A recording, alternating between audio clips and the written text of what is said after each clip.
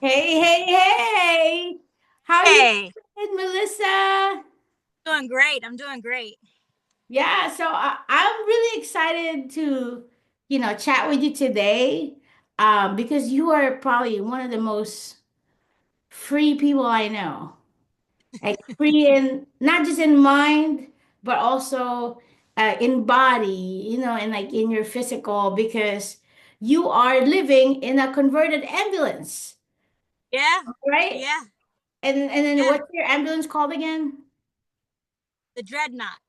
The Dreadnought. Okay, like where did that name come from? Uh, my partner and I wanted something that was kind of masculine and kind of like badass, kind of like and we worked. She just landed on it, and I was like, yeah, let's do that. Nice, nice. So, and you've been doing this for how long? How long have you been converting this ambulance? Going on 4 years. We lived in Oh. it for three, I think, but going on 4 years. Okay, so did you start this during like the pandemic basically, like in 2020? Yeah, yeah, Wow, wow, that's amazing. I mean, people were doing like sourdough bread and I don't know what else, but like y'all were like even like more creative than that. And yeah, we're gonna convert this ambulance. So I think that's amazing. And I love watching all your videos on YouTube. I'm gonna put in the chat like Roman Ripple is their YouTube perfect. channel. But yeah, so Yeah, I guess also I wanted to know to convert this ambulance it's not like a typical thing that the average person does, right? right. And so when I talked with you before in our correspondence, you mentioned that you identify as a builder and a maker. Can you Yes. tell me more about what you mean by that? My dad, I watched him always fixing cars and stuff. We didn't really have a lot of money to be like sending stuff to the mechanics. And when stuff were, when toys would break, I'd like, Dad, can you do something about it? And he'd like use a little bit of super glue and something, and something else, and, so that really got me interested in tinkering. And so what we would do is, whenever we drive down the street and we see something broken, like a broken radio or an old broken computer, my dad would pick it up for me, and then I'd get to take it apart. I How would be old so were curious you? about Oh, sorry. probably like 10, 11. Yeah. Wow. And so Wow. my mom was cool with it because so long I wasn't taking apart stuff that worked. Yeah. And my dad, all right, that's a good deal. So I take stuff apart, and I think by the time I got to high school, I had like, a good chunk of my bedroom was like just old broken stuff that I've taken apart. And then I started working on putting stuff back together and fixing it. Now that I satisfied that curiosity, I was like, all right, let's see. And this is long before like the internet, websites like Instructables and YouTube. It was long before that. So yeah. Wow. Wow, that's amazing. And then you said the high school. Were you able to continue this tinkering after high school?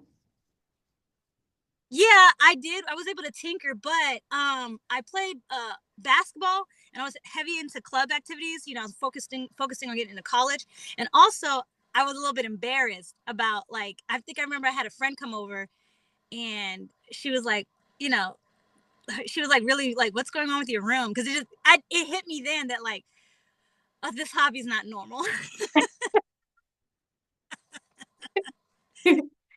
But that's not in a bad way, right? Now, back now, I'm like, I mean, whatever. It's not like I was hurting anybody. It was just fun. Yeah. So wait, so I mean, I've had broken things, and my first instinct is to like send it back or throw it away. um, but and like you said, like the internet wasn't really, or there wasn't YouTube, right, to tell you how to Oh, do things or Google at that time. And I don't know if we're aging each other out here, right? Before Google and right, YouTube, right. you had to figure this out. And like, did you just figure it out through your dad, or like you were looking at the instruction manuals that nobody ever reads?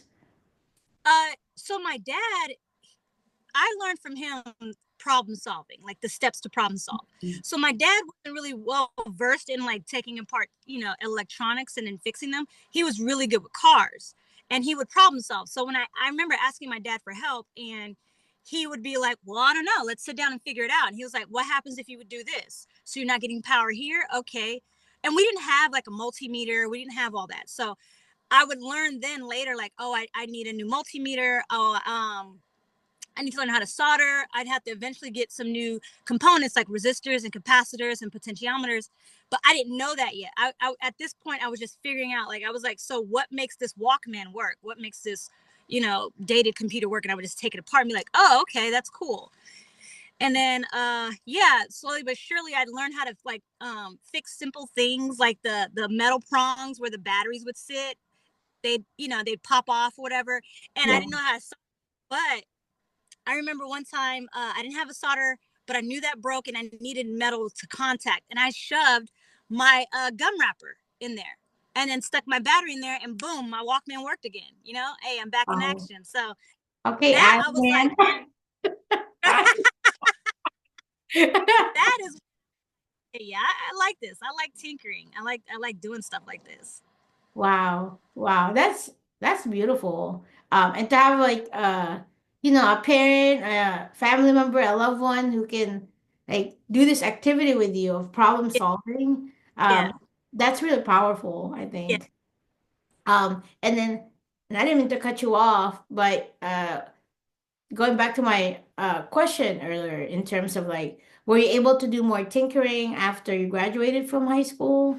Oh, absolutely, absolutely. So, when I graduated high school, I joined the Marine Corps, and once I joined the Marine Corps, so my job was aviation ordnance, and I specialized. I was like intermediate level, so eye level. And basically, what that means is I'm part of the production of building armament, so building bombs, building rockets, loading machine guns and stuff. And we had to do basic electrical circuitry classes. I was like, boom, bet. So we had access to multimeters, soldering. They taught us how to solder, to all that stuff. And so Wow. there, I was like, okay, so I'm over here supplementing my tinkering and my making, learning. And so, off to the side, I would buy my own little multimeter, I'd buy my own little power supply, and then it had to be, it wasn't, I couldn't do it as much as I did in high school because I'm staying in the barracks. I'm staying, I have roommates and space is limited, but I was gaining a lot of knowledge. So I was like, all right, as soon as I'm able to get my own spot, this is what I'm going to do. This is what I'm going to get. So yeah. Wow, wow. And I'm just thinking about reflecting on something that you've been talking about in terms of like when something is not working, that's part of your problem solving. So Yes. I'm just trying to tie it back into like how you're collecting the data. It's basically, it sounds like this thing's not working. Okay, so this may not be the problem. It may be something else. So it's like it almost like it sounds like a process of elimination from what Yes. you're telling me.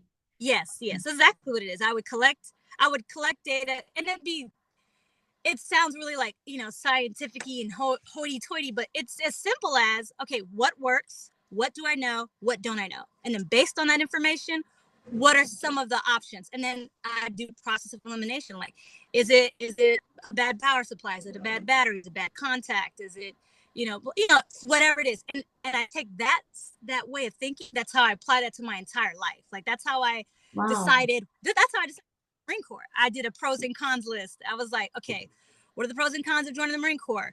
And I wrote it all out. And then from there, I sat there and ruminated and marinated, and then I made the decision. So that I can honestly say I made the best decision with the information I had at the time.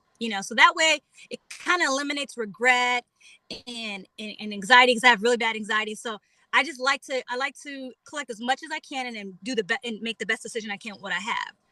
Yeah, I mean that's really all you can do, right? A lot of times, I mean, even with things are out of our control, and Right. you're only working with okay the information that you have, and you make the best of it. So it sounds like you're used to making the best of everything, right? Which Yeah. actually brings me back to the ambulance. Yeah. Because it's such a small space, but you and Felicia, your partner in everything. were able to like create a home inside the ambulance. Yeah. Um, so can you tell me some of the things that you've installed there that like traditionally is not in an ambulance? A dishwasher, Really? We don't even have a dishwasher in our house. Maybe y'all can come washer, over here. bathroom with a working shower. And if you kind of, I mean, I like to think that right now you're interviewing me in the front cab, but we knew it would be some sort of digital nomads, and we knew that like through our research, we noticed that a lot of people had issues with space, you know, getting when you need breaks. So, like for right now, it's snowing outside, and Yeah. so you're relegated to being in space. And sometimes being in close proximity with somebody else can be a lot, you know. So we knew that ahead of time. We knew that before we even moved in, and I knew that out of the both of us, I would need it the most. Like I would need a place to just be like, I want to just play video games, you know what I mean? Or I just need a break. You know what I mean? And there's nothing wrong with my partner. She's amazing. But I sometimes I need time to myself. So anyways, the front seat, we built it in a way where it's sort of like a pseudo, like a second bedroom. You know, it has its own heating in here. I'm talking to you I'm talking to you on my phone, but my phone is set up on a monitor. This is where I play my little PlayStation. I got lighting in here, and then I have access to the bathroom's right behind me. And then it's like an auxiliary room, a second bedroom. So yeah. Wow. That's amazing. And again, like going back to, this is something that not a lot of people know about or know how to do. So when you were both deciding on like, hey, we're gonna put a dishwasher in there, like how did you even think that was possible? Like, do you have any like But construction experience or anything? I do. I have construction experience. I specialize in historic homes, but I do new home builds and renovations and whatnot. And it has been super helpful using my construction skills here. But also, I've learned where the difference between construction and mobile living, that gap. I understand that gap. So there are certain things like the fireplace was an issue. I tiled the fireplace like I would a normal home, but then the vibrations of the road made the tile come off. Oh, So I had to do something. You know what I mean? You just can't do it like that. But the dishwasher, for example, Felicia, she wanted the dishwasher. She found it online, and I was like, I've never heard of people having a dishwasher in a mobile dwelling. Like, what are you doing? And instead of saying no, instead of shooting down an idea, I automatically go to troubleshooting it because I don't think there's such thing as a good idea or a bad idea. I have to assess the idea first to decide if it's a good idea or a bad idea. So mm, right when she said she wanted a dishwasher, my first instinct was like, nobody else has it. We don't need it. It's extra. But I was like, but wait, let's go down this road and see. And it turns out the dishwasher, and it took 5 minutes for me to do this whole thinking process. Turns out the dishwasher was a really good addition because, number one, we didn't have space for the dishes. Like I'd have to build out another cabinet for the dishes, but there was the space on this tabletop for the dishwasher, which means we can always store dishes right there instead of having to build a whole new cabinet. Number two, the dishwasher is multifunctional. You can sanitize your fruits and vegetables in there. There's a lot of other things it does, but also it saves on water as well. Like you can control the amount of water. And yeah, so I was like, oh, that makes sense. I don't see why not. Let's try it. And it's been with us since day one. wow. Wow, that's amazing. I think what resonated the most with me with what you said is that you had your like initial reaction of almost like judgment, right? And then, but then you Yeah, catch yourself and it's like, wait, like, let me just hold this judgment and actually do yeah, the research. Like, that's literally like yeah, just doing your research on, and then you yeah, mentioned the pros, the cons, like the different things you have to think about and just actually being open-minded to different ideas instead of just shooting them down because it's never been done before or you've never done it before. I think that's right, amazing. That's an amazing yeah. thing to do. Um, just be open-minded. Especially, I'm imagining you're on the road a lot, and there's a lot of unexpected things, right? Like, has there been anything that was like unexpected in your ambulance journey? Aside from um well, I mean, everything that's happened, it was kind of unexpected, but we were open to it. So we knew that coming into this buying a older vehicles is a 98 that it's 98 and it's been sitting. We knew that there was going to be some sort of issues. So unexpected, yes and no. We prepared as much as we could. We got the vehicle inspected. Felicia did most of the work herself under the hood. She's a YouTube certified mechanic, like I like to say. Um, I think the unexpected thing is that we're still going strong and we enjoy it. I was worried that we would get tired of this, or one of us would get tired of this. But I think it's because we kept an open mind, and we always tell each other, like, if you ever get tired of this, just tell the other person, and we'll do something about it. But yeah, I don't know. I don't think anything unexpected is shocking that has happened. I'm trying to think. Yeah, nothing unexpected that we didn't really. Yeah. Wow. That's beautiful, because life throws a lot of unexpected things at us, right? That we never planned for. And it's great to like have a partner who can Yeah. go through it with you, and then just like still have that love and respect. And it sounds like a lot of communication A as lot of. well. A lot of communication, yeah. Um, yeah, and this is really, the end of the interview, but like, do you have any, I don't know, words of, I don't know, wisdom or anything that you want to share with like people out there who might be interested in doing this van life? Yeah. Start with what you have. You don't have to have everything. You don't have to have, a daggone, super expensive solar setup, yada yada. You don't have to do that. Start with what you have, and put down, like, what do you want to do? What do you want to see? What is a deal breaker for you? Because you got to remember, this is called van life, right? You're not this is a lifestyle, but you're not living in your van. You're just living out of it. So we Hmm. did this not just to like live in here and be cozy. We did this to like travel. We want to go see different national parks and see what the world has to offer, or at least North America has to offer, as far as like attractions and sightseeing and stuff like that. We knew that's exactly what we wanted to do.